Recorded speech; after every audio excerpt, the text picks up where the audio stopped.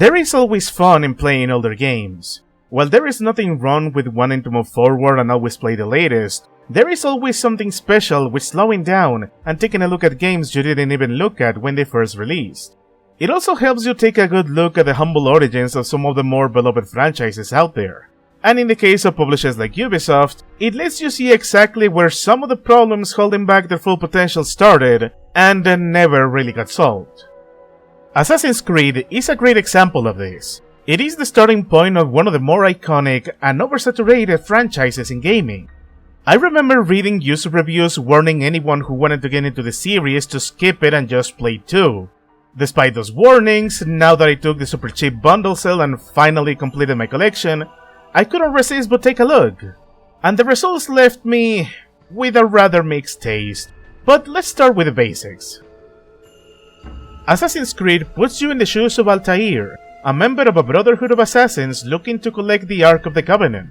However, our hero is so arrogant and full of himself that he Leroy Jenkins the entire mission, gets his companions killed and his home attacked, leading to even more deaths. So now, in order to gain redemption, his rank and his weapons, he has to kill 9 people.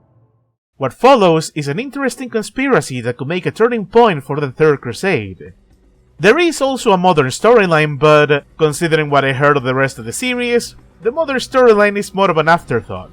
There is supposed to be hints of something greater going on, but to me these modern segments felt more like filler to pad out the already padded out open world. So back to the actual interesting part of this game. The structure of these assassinations is very interesting. Before you move in and do the kill, you have to gather intel on your target, usually via pickpocketing, asking people around after beating them up, or doing favors to your fellow assassins. Intel gathering is fun, and I like it especially because it gives you full context about who are you killing and why. It's pretty straightforward, and the best part is that you have 2 options on how to gather said intel, either by exploring the map on your own, or climbing the towers, or as the game calls them, viewpoints. Viewpoints will reveal the respective part of the map and will highlight your means of gathering intel. I would love to say you can beat the game fine by skipping the towers, but that is not the case. Because this is an open world game, it means it has upgrades, and you can only obtain them by doing side content. Completing 15 activities of any kind will grant you an upgrade to your health meter.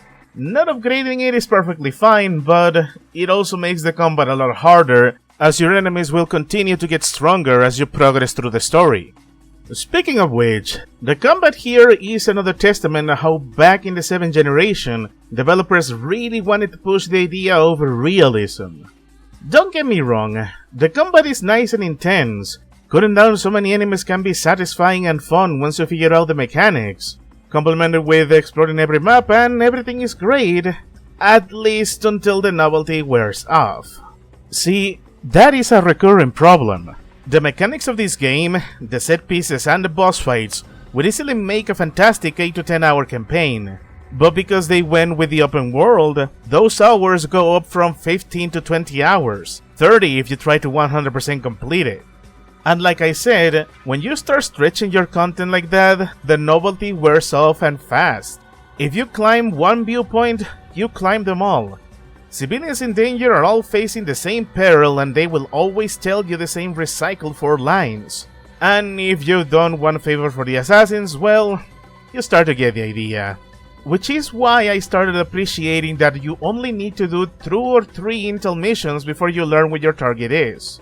If one is giving you trouble, you can go to the next, which is what I did in order to improve the pacing. Hunting for a tower, see if it highlights a type of mission I feel like doing, and if not, do the same, side content be darned. And it is when you get all the intel when you get to the most fun part of the game, the assassinations themselves. Armed with the knowledge you got from the intel gathering, you can plan out your moves. Watch your target be a murderous unlikable scumbag, and then go for it. I do enjoy that. Unlike some games, options on how to approach your target are not highlighted. You have to go with what your intel tells you. And let me tell you, remembering exactly what the intel is gave me such eureka moments that it made the padding of the game a lot more tolerable. Your targets can be killed with either full stealth, chasing them down the street, or engaging them in a proper boss fight. And every one of your targets can be pretty unique. My favorites though are when you get to infiltrate their stronghold, keeping a low profile, and then when they least suspect it, they get stabbed to death. And from there, you can make a run for it to report back to base, and that takes me to another important point, the stealth system. The stealth in this game is the most simplistic I've seen in the entire Ubisoft catalog so far.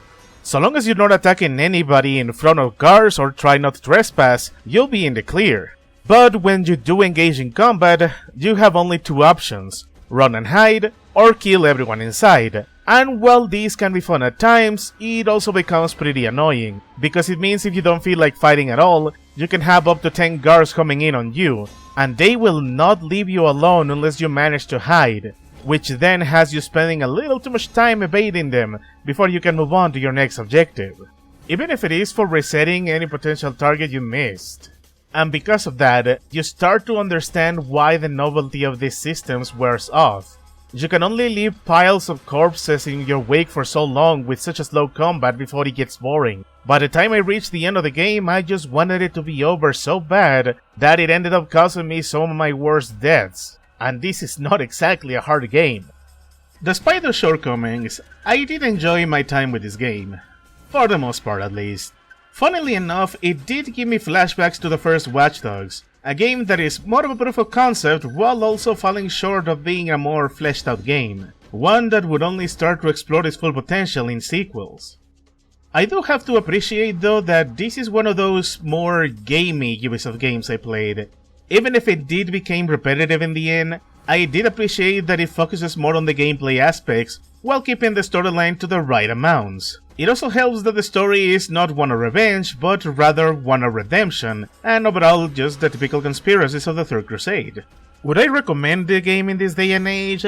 Only if you really want to look back at how the entire franchise started. I would honestly say to just go with the Ezio trilogy instead, but I still need to play those.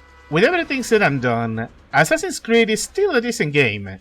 Exploring major landmarks of the Crusades was nice, and the conflict between the Brotherhood and the Templars kept me intrigued. The modern storyline was pointless, but it did serve as a little breather between segments. Like I said before though, it does have pacing issues. It would have been so much better if they didn't try so hard to stretch out for content, to the point where you realize this is where they started their habit of copy-pasting content. This is why I am giving Assassin's Creed a passable 6 out of 10.